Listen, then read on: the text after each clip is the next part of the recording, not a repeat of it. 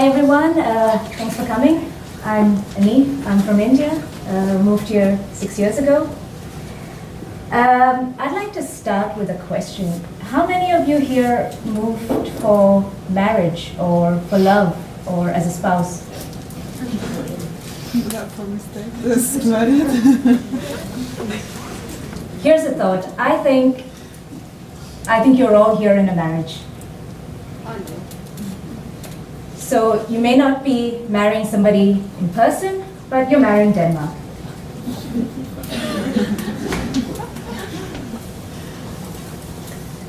And I say this because of all the countries out there, you fell in love with Denmark at some point, you decided to move here, and you got engaged when you put in your visa application or you booked your ticket to move here. And then you planned the big day, the day of the move. So you have a lot of planning, coordinating, booking, making sure everything goes fine, your things reach Denmark as they should. So your big day was the day you actually decided to move here. Then once you move here, like every marriage, you have this honeymoon period. So you enjoy the wonderful summer that this country has to offer. You enjoy beer or two in the weather. You enjoy the nice bacon, or maybe the nice open sandwich, and you go through this honeymoon period. But then, like every relationship, reality hits. And you realize it's not always summer. You're cycling in that kind of weather most of the time. You need a job, and that's the difficult thing. And the beer that you were enjoying so much back in the summer now is a loneliness drink. So you're alone, you don't have a network, and you take to the bottle. At least some of you. But what do? You ask yourself, okay, do I want to stay in this marriage or am I going to leave? And most of us will say, well, I want to give this another go. I want to work on this marriage. So how do you create that everlasting love? Well, I don't have the answer to that. But I can tell you my story. I've been here 6 years, and after 6 years of marriage with Denmark, I have 6 wonderful industries to put on my CV. But along with that, I also have a lot of ups and downs. When I first moved here, I have a degree in film. I also have a degree in business, but I was working in the television industry in the UK when I moved here. So when I moved here, I said, okay, well, I can't work in Danish television without speaking the language, so I'm going to try production. So I took a month or so after I moved here, and I started looking on all the usual portals, Job Index, and everywhere to see where are these production jobs. And after a month, I realized nobody advertises film production jobs. That's something you have to get through your network. And I didn't have a network, so then what do? Then one day I took the Danish film industry trade book, which has about 300 companies or something in there, all the production companies in Denmark and the producers in Denmark. And I sat down and I started ringing each and every one of them, from A to Z. And I think there were about 300 back then. It took me about 3-4 days. And after 300 phone calls, I had 3 meetings. And after 3 meetings, I had 1 job. And I'm very proud of my first month's salary, and I can, reveal the salary. It was nothing. The second month, though, I started getting a salary. I was very happy. I started getting 5,000 krona a month. And then imagine my joy when I was told I had to pay tax of that as well. But then I said, well, I'm going to give this a go. This is my chance, my ticket, so I'm going to give this a go. A year of working in advertising production, I realized, well, things are not going anywhere. I'm not progressing in this, so I thought I'd change and see what I can get into. So I started doing journalism on the side, so I started writing, freelance writing a little bit. But then I landed the job in the fashion industry, which was doing films for this company. And worked there for a few months. About 6-7 months later, the company wasn't doing so well, so they closed down the department. I lost my job. That's fine. I got a new job making corporate films for a small production company. Worked there, things were going fine. 5 months later, the company lost their biggest client, I lost my job. Then I was instantly hired for another small company, also doing films. 2 months down the line, they lost their biggest client, I lost my job. So in 1 year, I managed to lose 3 jobs. Imagine my joy. So this was my bottle moment. But I said, okay, I need to, I've been here about 2.5 years now. I need to see what am I going to do with my life. I need to do something different. This is when I had a producer contact me and said he needs someone to produce his short film. And he had this great idea, and I didn't have a job. I had all the time in the world. So I took on that task, and I worked on this film. I have a trailer here for you, but let's watch the trailer first, and then I can talk about the film. So if you can hit the lights.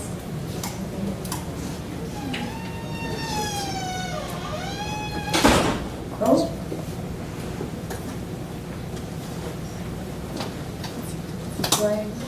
Yeah, No?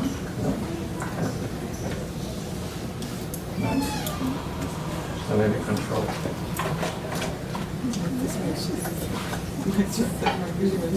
And then the reference.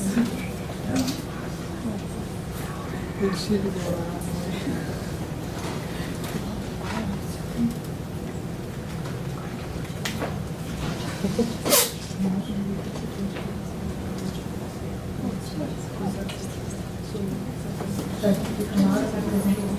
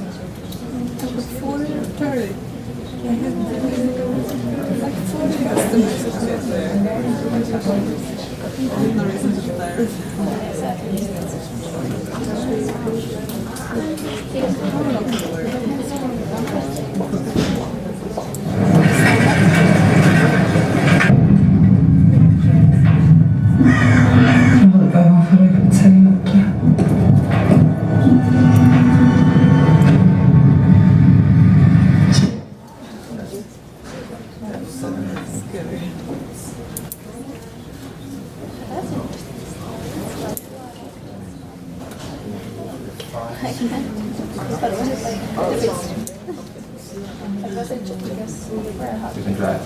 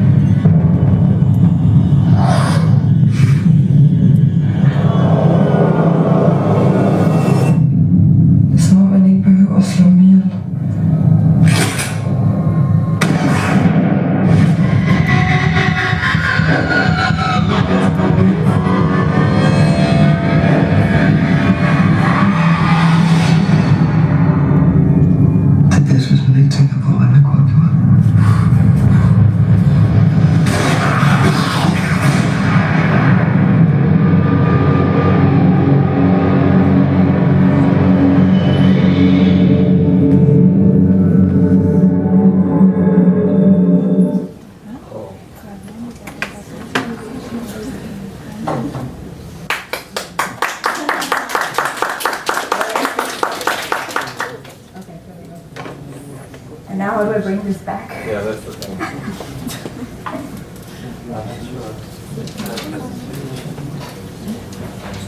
But you need to look at it. Yeah. The mouse. It's not the official way to do it. That's fine.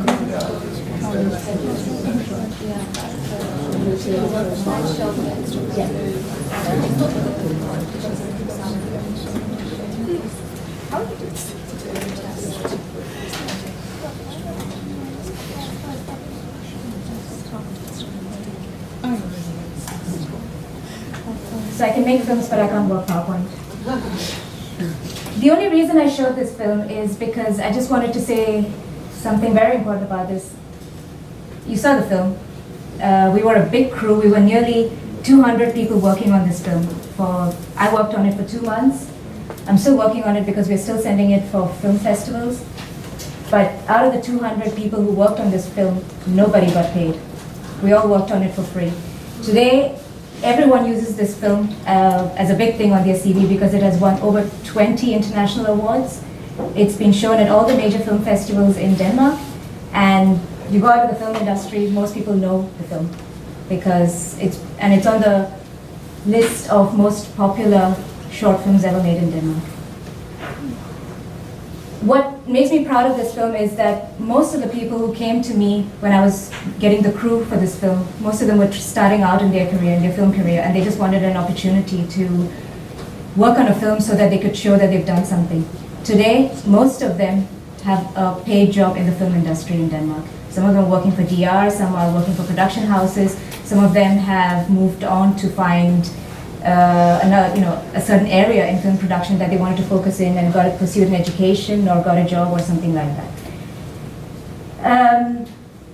Once I did that, then things seemed a little bit easier. But then I said, okay, but I'm not going to do short films because there's no money in this. Someone has to pay the bills.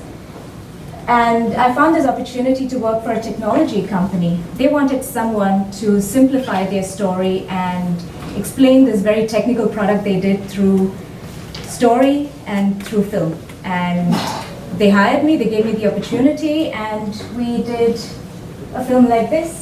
So once more. So can you click a PowerPoint presentation with a link? That's the big technical issue here. That should be possible, I think.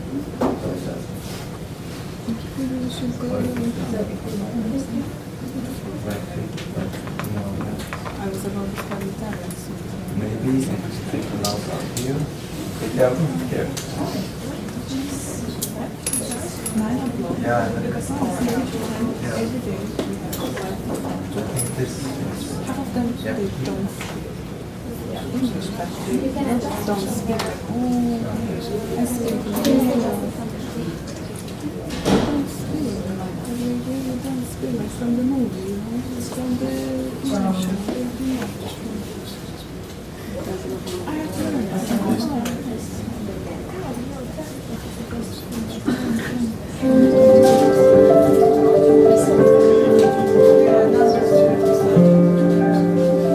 The Premier League is one of the most exciting leagues in the world. Millions of people watch Premier League matches every single week. There are over 182 broadcasters that have got the rights to the Premier League all around the world, so it is really big. King Power Stadium holds over 32,000 spectators. They're all enthusiastic. They certainly want to see our team win every single week. Sometimes they get disappointed, but it's really important for us that they are in a safe and secure environment. The stadium has an up-to-date, ultra-modern CCTV surveillance system that consists of 80 cameras, 2 recorders, and this system can see in any part of the stadium at any time. For us, the Milestone software is very important. It's the backbone of everything we do. It just sits there in the control room, and we can sit there and watch exactly what's happening in every corner of the stadium. Without the Expat software, to do our job on a match day will be extremely difficult. If one of our cameras fail, it's potentially for us that there are 3,000 to 4,000 people that we cannot see. We cannot guarantee them their safety and security. Potentially, the match could be called off at a huge financial cost to us, let alone the disappointment of our spectators. For them, it would feel like we'd lost a match. Our current service provider, ADT, already provides us with first-class service, but it's a great comfort to know that with the potential of Milestone being available on the end of the telephone 24/7, 365 days a year, we can contact somebody He knows exactly how the system works, reduce our downtime, and really provide us with that comfort to know if things go wrong, there's somebody there for us. A good day at work for me is when everything's gone well, all the planning has come right, all the systems have worked properly, everybody's had a nice, happy, safe and secure experience, so I go home then for a pint in the pub, a very happy man.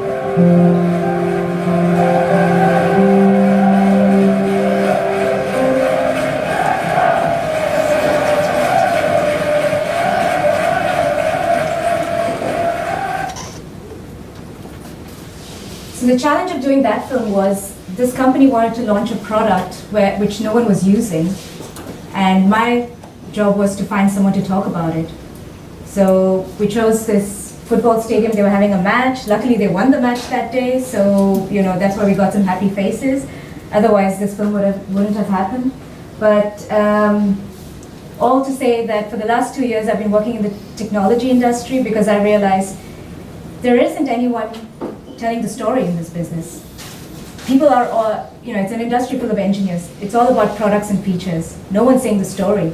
And this is where my skills come in, because I don't know anything about products and features in engineering. All I know is storytelling. And I help the companies to then look at this from a different perspective, to build a story around it, and if you want to call it, humanize these products in a way. So this is where I'm at after 6 years, and the marriage is going fine. We still don't always agree. There are some things that Denmark does wrong that I don't agree with. Some things are my fault, but we get along for most days. And who cooks? Oh. Alright, here it is. As advice, this is what I have to say. And you've probably heard this before, but I'm just going to say it again. If you want to try something new career-wise, this is the best place you've come to, because no matter what career path you want to choose, this is a country that opens up and listens to you and lets you pursue what you want to do. So try something new. Could be a passion, could be a hobby, you could do anything. Camp outside your local job center. I put that on because I used to live in expat, and when I was a job seeker, I had a call from the job center saying, we have this program for highly educated people where you can come and we look through your CV and we'll give you some tips and guidelines and things like that. So I went there and I sat in this room, and it was a room full of people from various different backgrounds. There were IT guys, there were some architects, there were some accountants, myself, and we compared CVs. And the biggest lesson I learned there was, so we were looking at everyone's CVs and giving pointers on what you should do and this and that. So the job consultant there took my CV up and said, this is the best CV layout. Then I was confused, because I'm like, if I have the best CV, why am I the only person in this room who's never had an interview or since I've been looking for work? And then she called me in for a one-to-one meeting and said, well, maybe you should put down something personal about yourself. Your CV looks too mechanical. Put something about yourself. So why did you move here? Who do you live with? What do you do as an interest or hobby? And I said, who's interested in knowing that? She said, well, you'd be surprised. And I put that in, and turns out I get a job interview, and then I get a job. So the second meeting I had with her, I had to cancel it because I said I already have a job offer. One-to-one with peers. So look around you. This is the best network you have to start with. This is your best support system. Find someone who is not in the same industry as you. Sit down, compare CVs, but don't talk about your own job approach. Give them some guidelines on how to approach their job situation, and let them give you some guidelines on how to approach your job situation, because they could probably give you some ideas that you've never thought about, and you might be helping them the same way. So don't find someone in your own field. If you're an architect, find a teacher. If you're a doctor, find a dancer. Who knows? Your CV is your storyboard. So just as every film has a beginning, a peak, point of no return, and a great ending, do that to your CV. And because your CV is your storyboard. It's your life, your story. Everyone wants to know what's going to happen or where you are at, what happened in the end. Is it a happy ending? It's a sad ending? They want to know. Keep them interested. And do something creative. So I sent that as a job application. Desperate times called for desperate ideas. So I sent that in. I didn't get the job, but I did get an interview. So there you go. So that's all I have to say. I hope that's been useful.